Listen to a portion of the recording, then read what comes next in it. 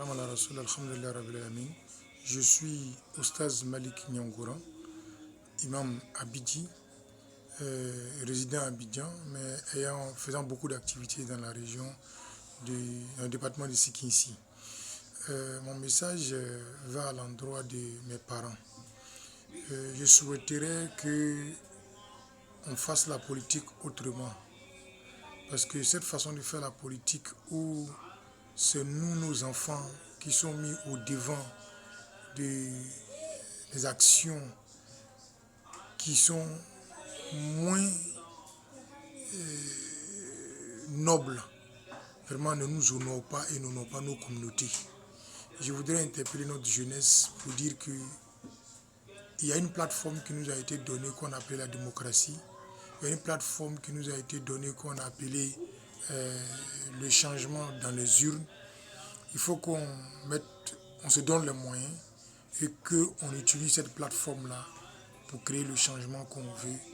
Mais il faut éviter vraiment de s'adonner à des attitudes et des comportements qui n'honorent pas nos parents, qui n'honorent pas nos familles et qui n'honorent pas notre ethnie. Nous sommes des peuples lagunaires. Si hier ceux de l'Ouest qui étaient les guerriers, beaucoup d'entre eux ont compris pourquoi c'est nous qui sommes en train toujours de s'adonner à ça. Blocos s'est illustré, Akupé s'est illustré. En 2020, Sikinsi, à partir du village de Libou, s'est illustré, qui est mon village natal.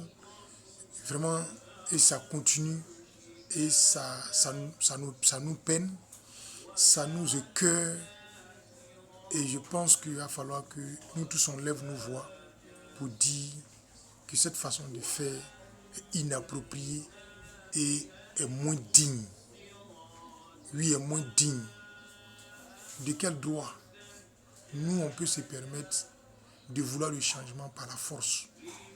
La force qui envoie le désordre, par une forme de s'imposer qui ne va pas être acceptée par les autres et qui va envoyer le désordre.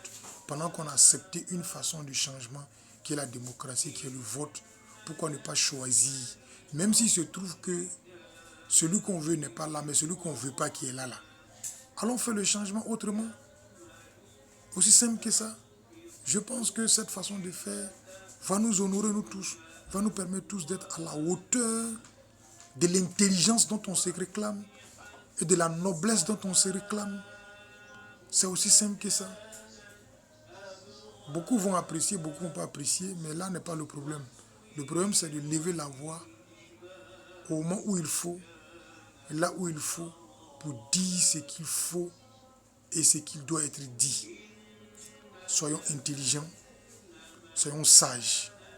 La sagesse n'a jamais utilisé la bagarre, la sagesse n'a jamais utilisé, je veux dire, les rues pour réclamer quoi que ce soit ou pour faire quoi que ce soit.